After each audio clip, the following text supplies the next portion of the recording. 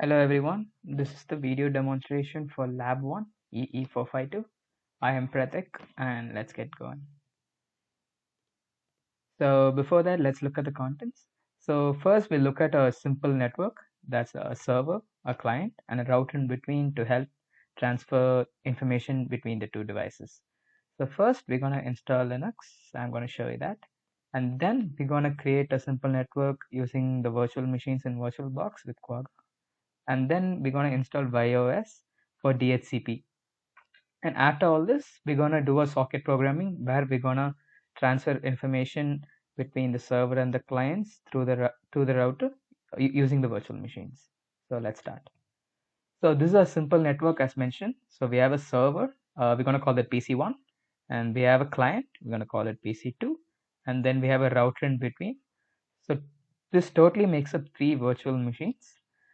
We have the IP address of the server as 192.168.1.1 and for the client as 192.168.2.1. These are the static IP addresses initially.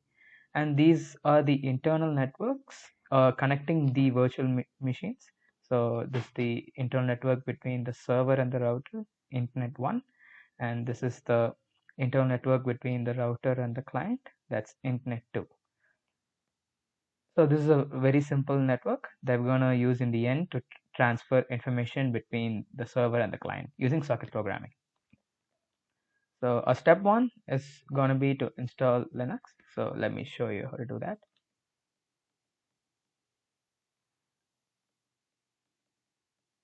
Okay, so this is a virtual box. So let's create a new virtual machine and we're going to call it Ubuntu new. And I'm going to set it as my F drive because I don't have that much space in my C drive. Okay. I'm going to set it to, I have a lot of memory, so I'm going to do 4 GB and create a virtual hard disk, PDI, dynamically allocated, and the default 10 GB should be fine. So now that it has been created, let's start it.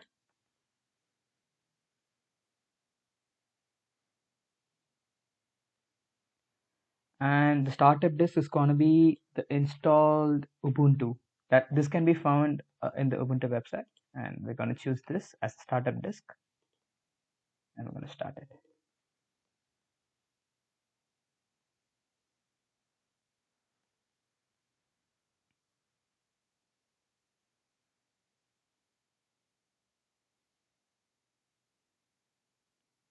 This takes some time.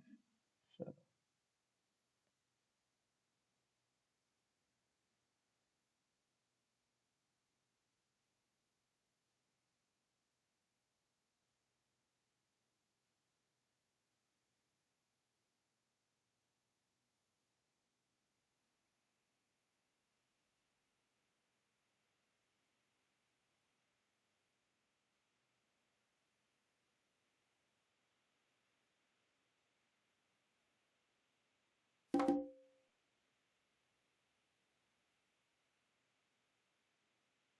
okay, the installation process started. So install Ubuntu.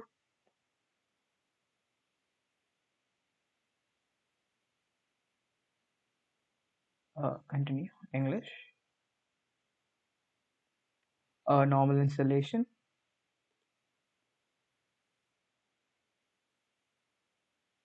Erase disk and install Ubuntu. Continue.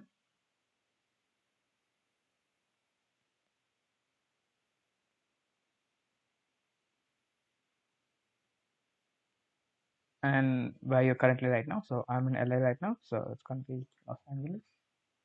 And my name can be and password. You can enter your own password.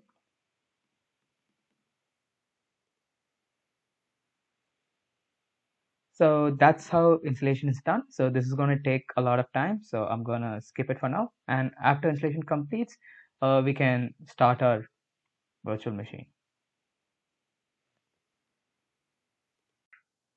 So let's look at step 2. where we're going to create a simple network. So initially we installed the Linux virtual machine, and now we're going to use this virtual machine to create our own simple network using the server, client, and the router. So let's start. So this is a virtual box, and so I already created 3 virtual machines for a server, client, and router, but let me just show you how to create one so it can be easy for the others. So what you do is you have your base virtual machine, and you're gonna click clone, and let's say I can name it server new, so it's just for reference. And I don't have space in my C drive, so I'll go for the F drive. And so we're going to generate new MAC addresses. So all the new virtual machines have their own MAC addresses, and it's going to be link clone to reduce the space it takes. Okay, so there we have it. So that's how you create a link clone, and we can do it's done several times for these particular ones. So I can just delete it. Okay, so now we have that. So then we got to create a new internal networks.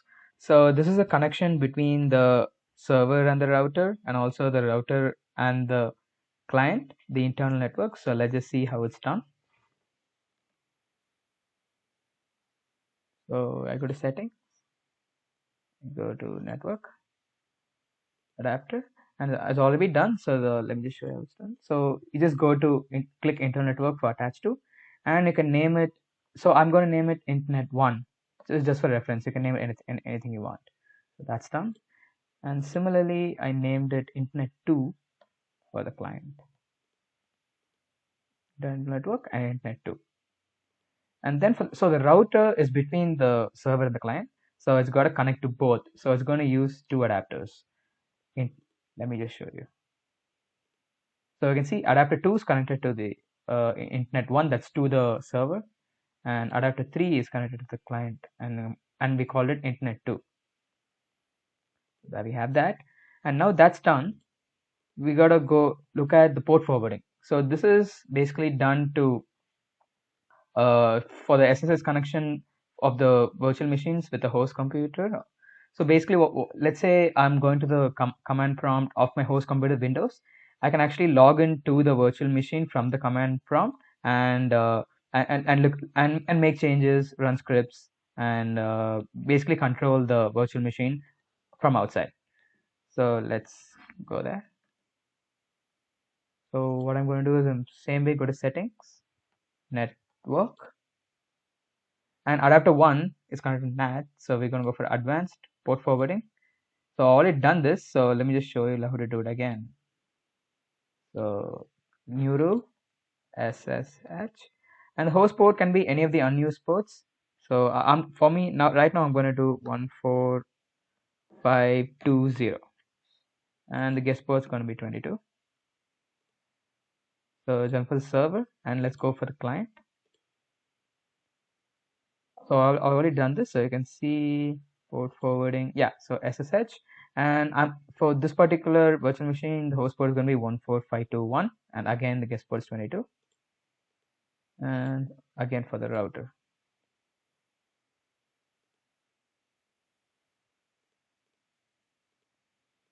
There we go. So for the host port, I'm gonna name it. I'm gonna name it like 14620. That's the number for the router, and again the guest port is 22. So now this is done. So let's just see how we can initiate the SSH communication from a command prompt to just show we can do it. Okay, so I'm in the command prompt and I'm going to do this. SSH -l. This is the name of the virtual user, and -p, and if you remember the host port number. So for the PC1 server, it was 14520, and it's a local host. That's my computer. Yeah, so we're going to click S, and see it's going to ask the password for the virtual machine. So I enter the sorry about that. Enter the password. I'm sorry about that.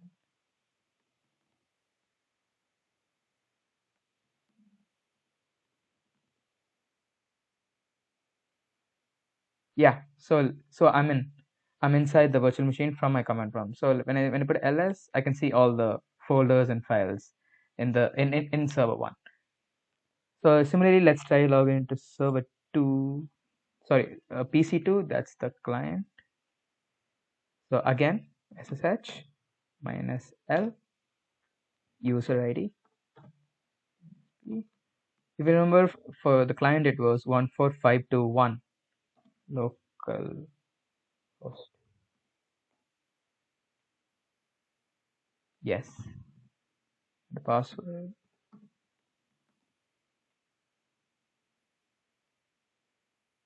There we go. We are inside the client too. So ls just to see we're inside, and these are all the documents in my client virtual machine. So there we have it.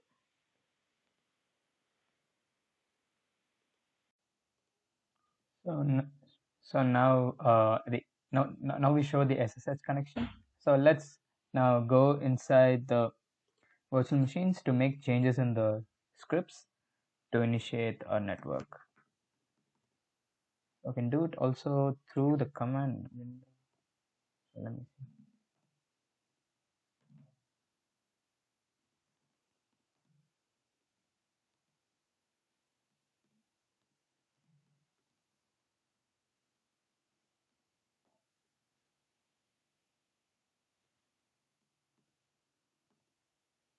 Okay, so we want on the root to make the changes. So now that we're here, so we can see in our shell scripts we got to make these particular changes to initiate our network. Okay, so that okay, so there we are. So I just got to copy this. This is for server one, and you can see similarly for client there's a few name changes such as host name and also the IP address. Copy and paste. Yeah, so you can see. Yeah, so it's perfect. So it's done. So I can just reboot the system.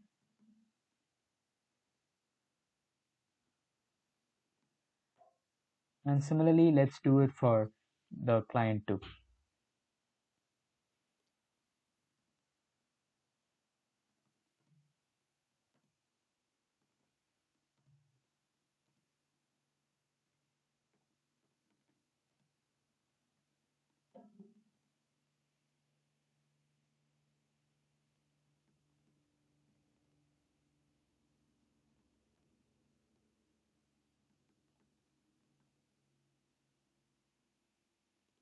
So this is for the client.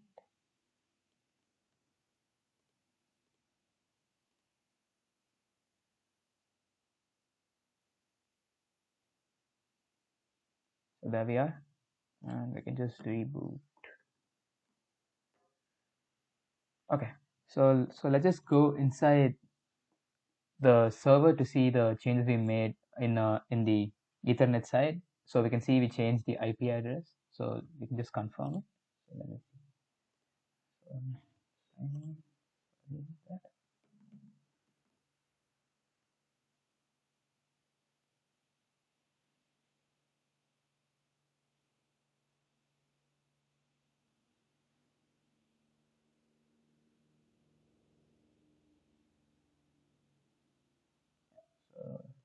go to the terminal.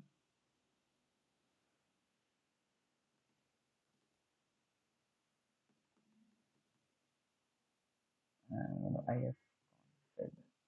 Yeah, you can see in ENP or S8, we can see the IP address as we have changed 192.168.1.1.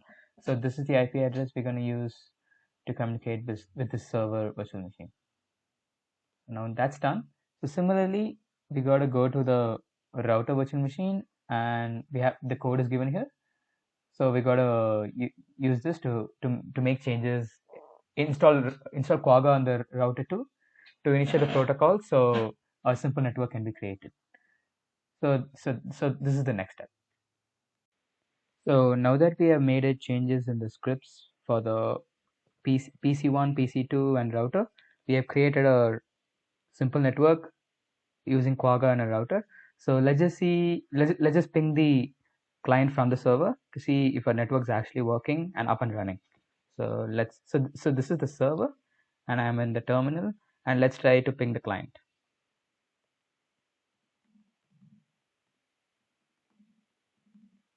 So I'm gonna do ping 192.168.2.1. So this is the IP address of the client. So there we go. We're getting a ping back. That means that a connection has been established between the server and the client, and a simple network is working and up and running.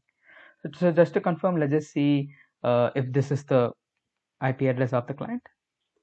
So let's go to this particular window, and yep. So this is the this is the Windows terminal, and I'm connected to the client from the terminal. So let's just check sudo su, and I'm going to do ifconfig. So there we go. We can see that this is the IP address of the client, and we have pinged the client from the server. So our static network is up and working, and the next step is to install BIOS for the router to initiate DHCP. So this is the third step. So where we're going to install BIOS for dynamic IP address for the servers and the routers. So let's go ahead. So I'm going to go here, and it's new, and I'm going to name it router BIOS new. And again, it's going to be the F drive for me because I don't have space in my C drive. It's going to be like,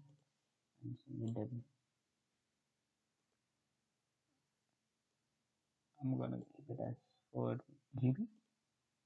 Create virtual artists, VDI, dynamic allocated. We can do 10 GB.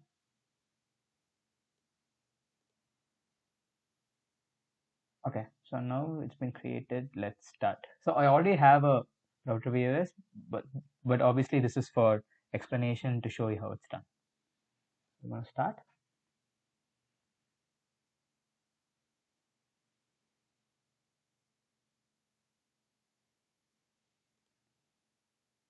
It's going to be BIOS. This can be installed from the internet. So choose that, start.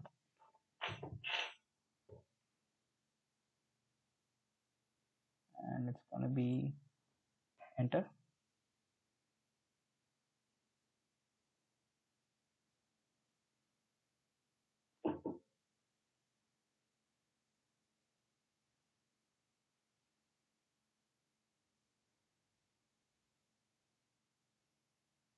So it's going to take some time. So just wait till it initializes.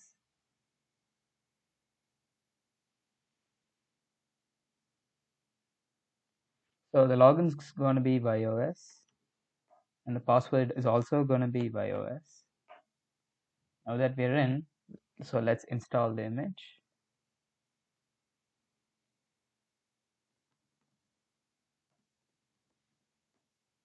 Yes. Auto. Yes. Yes. Yes.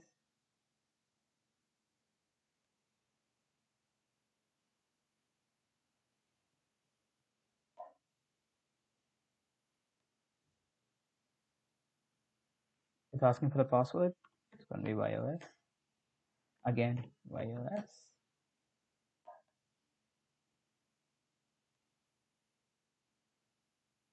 Okay, so it's telling us to reboot. So I can put power off. Yes.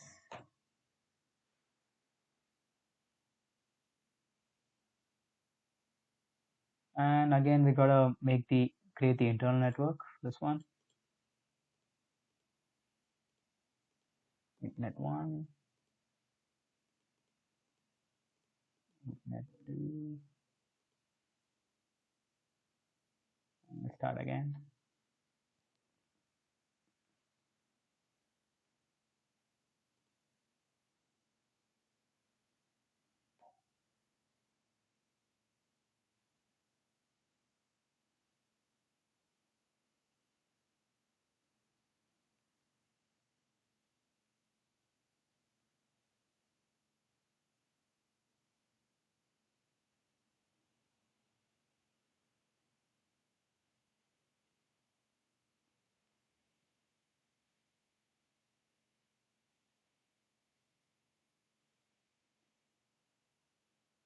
Okay, so let's log in.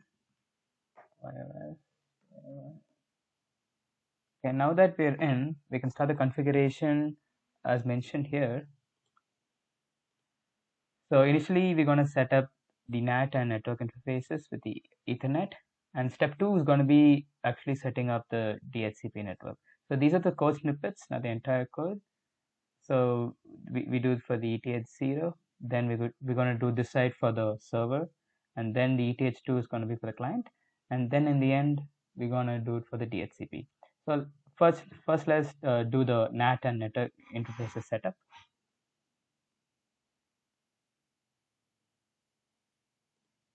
So it's going to be con. So we are in, and we can start right now. So it can be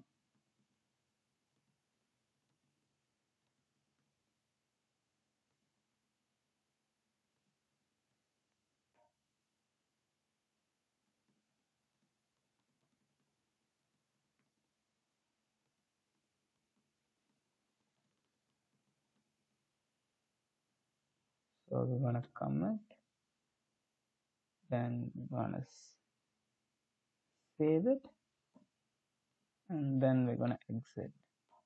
And again, the next step is for the ETH1, that's for the server side. So let's start that.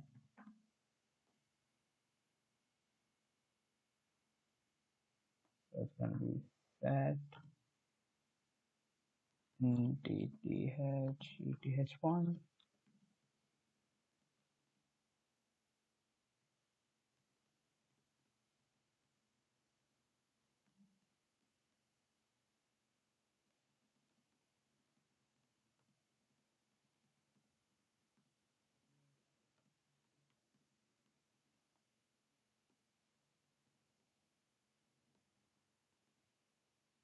Save, exit.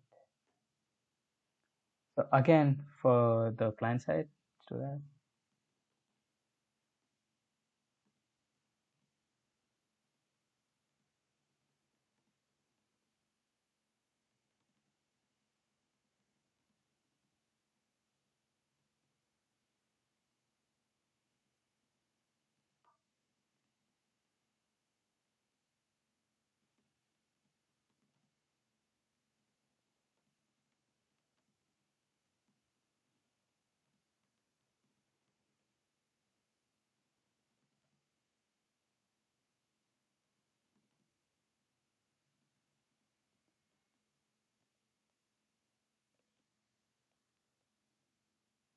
So now that this is done, we can make the configuration for the NAT.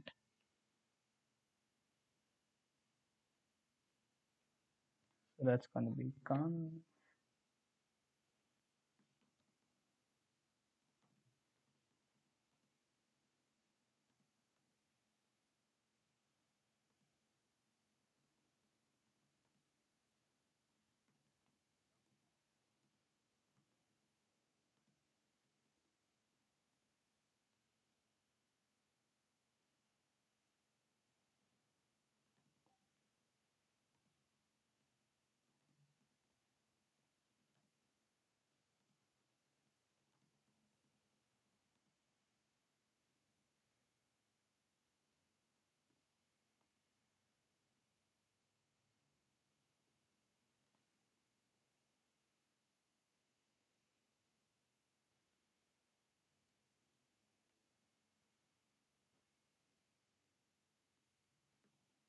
Yeah. So we made the NAT changes, and the next part is to set up the DHCP. So this is going to be a long process. So I'll be skipping that, and I'll be showing the end product. So now that the DHCP server has been configured, let's check the parameters to confirm our changes in the DHCP. So let's go to show service. Sorry. Yeah, you can see we are for the internet 1, that's to the server, and internet 2, that's for the client. Also go to show interfaces. We have the ETH0, ETH1, and ETH2. And also let's try for the NAT interface. So there we go. And the next part is socket programming using our virtual machines. So this is part 4 of Lab 1, where we're going to initiate communication between the server and the client through socket programming. On the left hand side, this is the server virtual machine, and on the right hand side, this is the client. That's its virtual machine. So before that, let's look at the codes. So we can see we're gonna define this particular port number as previously seen, 14510, and this is the IP address of the server, 192.168.1.1. So this is the server side, and let's look at the client.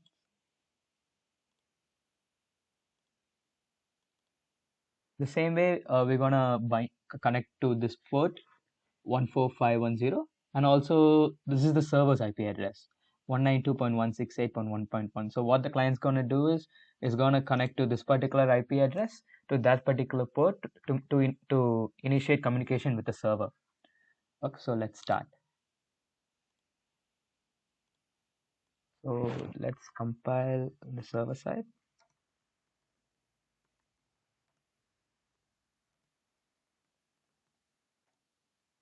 So it's been compiled. Let's start the server. Okay, so we can see the server is up and running. So, and it's like waiting for clients to connect with it and share information. So this is the client virtual machine. We're going to start the client.